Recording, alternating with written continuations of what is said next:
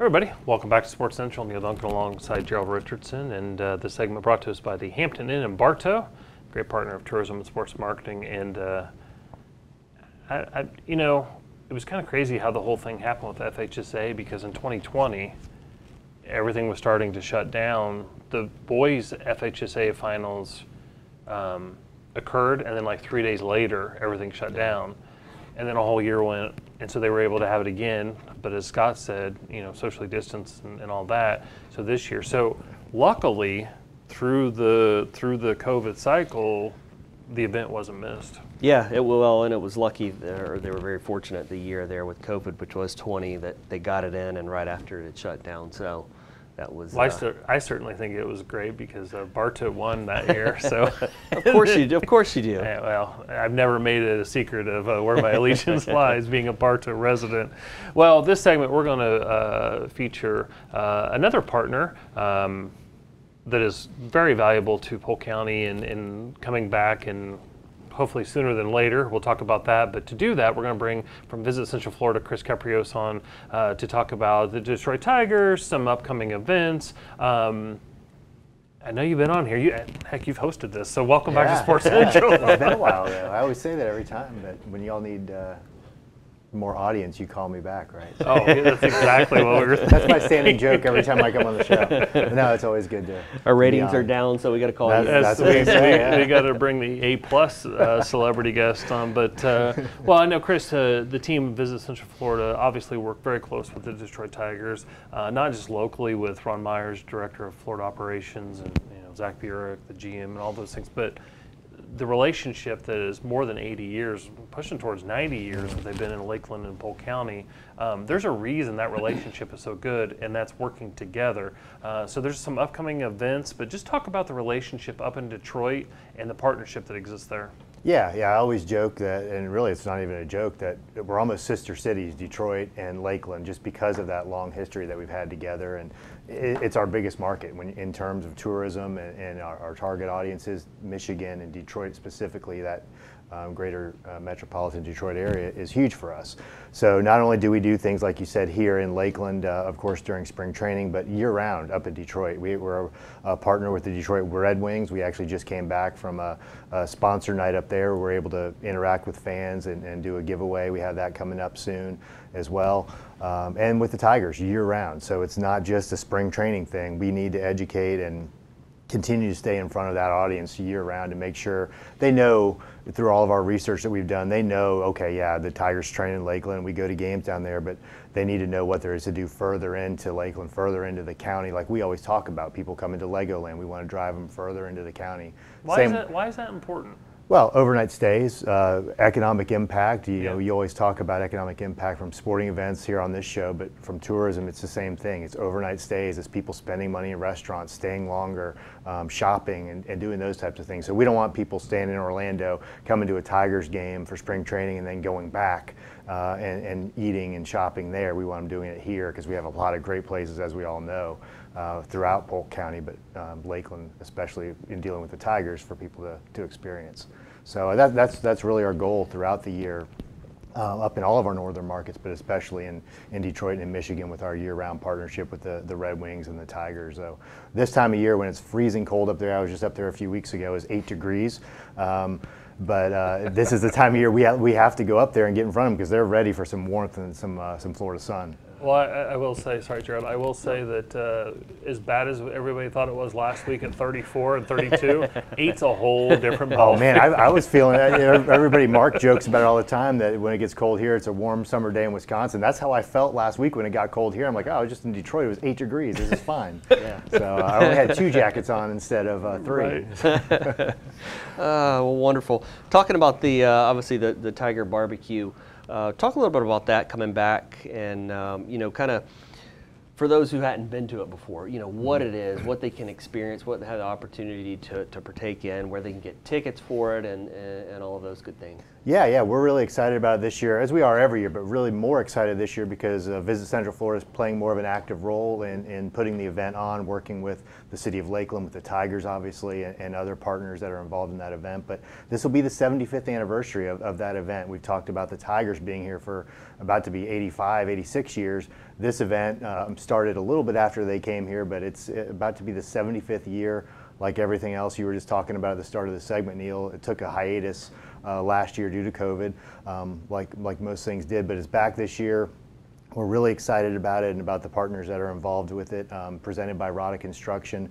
They're great community partners, as we all know, and we've talked about many times here on this show. But it's just an old-fashioned barbecue event. It's the point is to welcome the team, to show them there's no other event like this in Major League Baseball when it comes to spring training, welcoming the team back to the community. It's just part of why we've had them here for so long, that partnership, that family feel, and that relationship with the Tigers. So the whole point of it is for the community to be able to welcome the team back. The players, front office people are there. Al Avila every year comes up to the mic and welcomes all the fans and tells them thank you. So it's just another great event and a great partnership with the Tigers organization, with the community. So we're excited about it. It's February 23rd. It'll take place right there at Joker Marchant Stadium, and it's a lot of good food. So if you like ribs and pulled pork and shrimp and corn on the cob, and if you don't, you shouldn't. I don't want to talk to you, but you got to come to this event. It's a great event. Well, it's a celebration. It's a welcome back. And elephant in the room. We'll go ahead and get that out of the way. Yes, there's still a lockout, and we're going to go ahead and go on record and guarantee. No, I'm not even going to do that. I'm just kidding. But there's a situation that MLB and the owners and the players and the union and all that they're figuring out. So all planning, correct me if I'm wrong, all planning is as if that all gets taken care of, because they're all trying to get to a place where they can start spring training, because there's a lot of money on the table for both sides. It's a business. So planning as if it's going to happen, correct? And really it's going to happen. Yeah, that's the plan, and you're right. Yeah, it's February 23rd. So as we sit here today, there's a lot of uncertainty. But the thing about it is, and we talk about this all the time, the Tigers' impact is not just spring training the month of March. It's year round. That's because of their minor league operations. Those players will be here whether there's a lockout or not. They're not under the CBA with the Players Association. So there's minor, and by the way, the Tigers have 2 of the top 5 prospects in all of baseball who are in their minor league system. They would be here. Their front office would be here, the coaches. So yeah, you can still have a Tigers barbecue event, even though maybe some of the favorites may not be here if that lockout's still looming, but there's a lot of great prospects, and we've seen some of those that come through the system. I was just going to say, that's a great point, because Gerald, I know you saw that as a fan as well. The Justin Verlanders and the Rick Porcello and all that, they were in Lakeland before they were in Detroit. Yep. So it's not just about the quote-unquote stars that to be at this event. It's about welcoming back the entirety of the organization and those future stars, because you might be having a conversation with somebody who's going to be a Cy Young Award winner in 4 or 5 years. Yeah, it's happened before at this event, like you said, with Justin Verlander and players like that. So not that we don't want the stars to be there and they're not important. Right. We'd love to have them there. I'm sure they'd love to be there. They have business they're taking care of, obviously, but yeah, to your point, it is scheduled to take place February 23rd, 6 p.m. to 9 p.m. And it's an event a lot of people don't realize is open to the public. So we want the public to come out, welcome the Tigers front office and staff here to Lakeland for their almost 90th year. Like you said, we're getting close, and we'll hit 100 by the end of their current contract. So it's a great event. It's going to happen, and we're excited about it.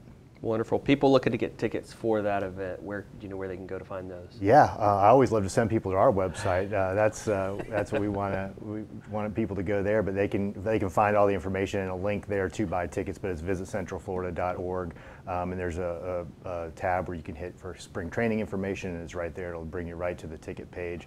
$40 for adults, $20 for kids is the admission. It's all you can eat barbecue for the adults.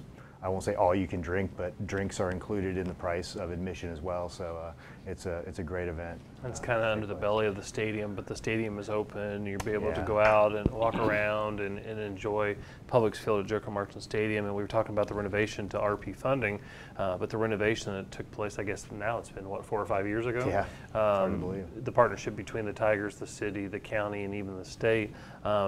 We have beautiful venues here. There's a reason we live here, but there's a reason why all these people come down. So again, it's about that relationship. It's about that partnership of welcoming the entirety of the organization. And there's a reason why this is the longest standing relationship in Major League Baseball between the current host city and baseball team. So, well, real quick, we've only got a couple minutes left, but let's talk all things Visit Central Florida and some of the other events or special promotions that are coming up. Yeah, and I know you all have talked about it on the show before, but this is we're in the 100th anniversary of the sport of water ski, which is a big deal here in Polk County as the water ski capital of the world. So we have a lot of things going on. If you've been in Winter Haven lately, you've seen the big water tower downtown has been painted with the logo for the 100th anniversary. So we're excited about that, and I know you all have talked plenty about the World Championships, but as people are out and about, they'll see a lot more signage up in downtowns and in windows and storefronts, and then also for those that are familiar with the First Friday event in downtown Lakeland, June 3rd, Visit Central Florida will be the sponsor of that event. It'll be water ski themed, 100th anniversary, and I know you all are big fans. Get to it. Looking forward to this. The big star of this one will be Twiggy the water skiing squirrel.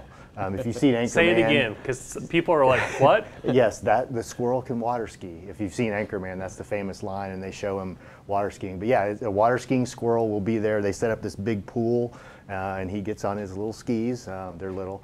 And he water skis as part of the show. So it'll be cool, but we'll have a lot of tourism related vendors there right in Munn Park.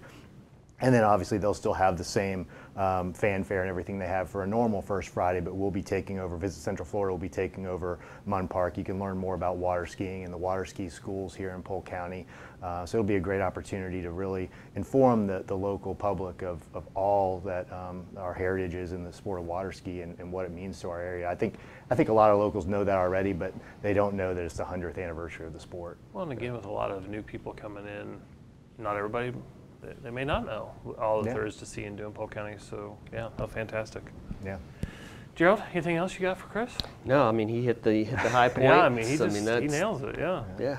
Well, real quick, Kris, before we do go to break, our final break before we get to the local update, quickly talk about the Visitor Information Center and why it is important for our local residents to know what there is to see and do, not only to enjoy for themselves, but they're our #1 ambassador for people coming in. They need to know, right? Yeah, it's exactly what we were just talking about with water ski. Yeah, some people may or may not know that we're the water ski capital of the world, but we want all the residents here in Polk County to know all there is to see and do, because the #1 visitor in Polk County stays with friends and family sometimes. I mean, that's a lot of our research shows that a lot of people have friends and family stay with them. We've all had it, and they're looking for things to do. We don't want them to say, oh, let's go out of the county. We want them to know all the things in our own backyard, so they are our best ambassador, whether it's that or frontline workers at hotels. We want them, when a guest comes up and says, what's there to do tonight, we want them to know exactly what there is to do with special events going on, places to go, attractions. So